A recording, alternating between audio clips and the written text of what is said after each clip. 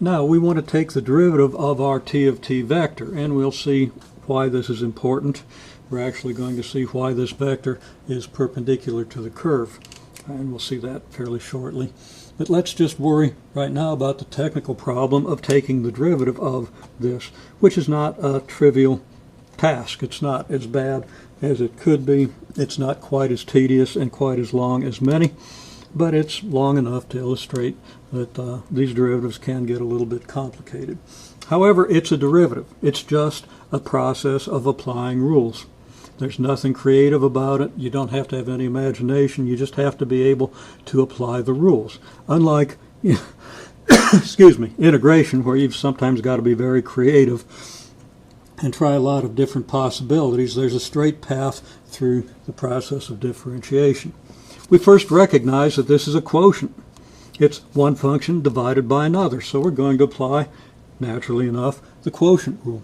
So this equals, and just going to write it out, it equals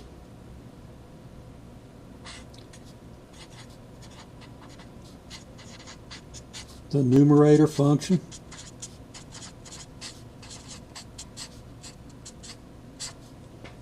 multiplied by the denominator function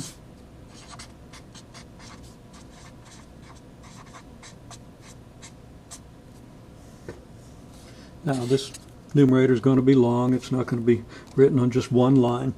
So this is, and actually I said the derivative of this function. Okay, so here's our, if this is f over g, here's our f prime times g minus our f, which is negative 3 sine of omega t I plus 5 cosine of omega t j times the square root of 9 plus 16 cosine squared of omega t prime.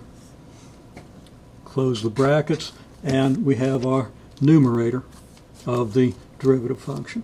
The denominator turns out to be quite simple. It's f prime g minus f g prime divided by the square of g, and the square of g is just the square root of the square of the square root of 9 plus 16 cosine squared omega t. So the derivative, or the denominator of this derivative expression is actually quite simple. Now we just have to take this derivative, which is an easy derivative, this derivative, which is going to involve a chain rule. It's the square root of a function in which one of the functions is itself a function of t, so we're going to have to apply the chain rule 3 times, but this is a fairly straightforward derivative. Even considering that, there's nothing really difficult in the process of taking this derivative. And we'll do that in a minute and see what we have. But we see that, again, numerator, denominator, derivative of numerator times denominator minus numerator times derivative of denominator over the squared denominator.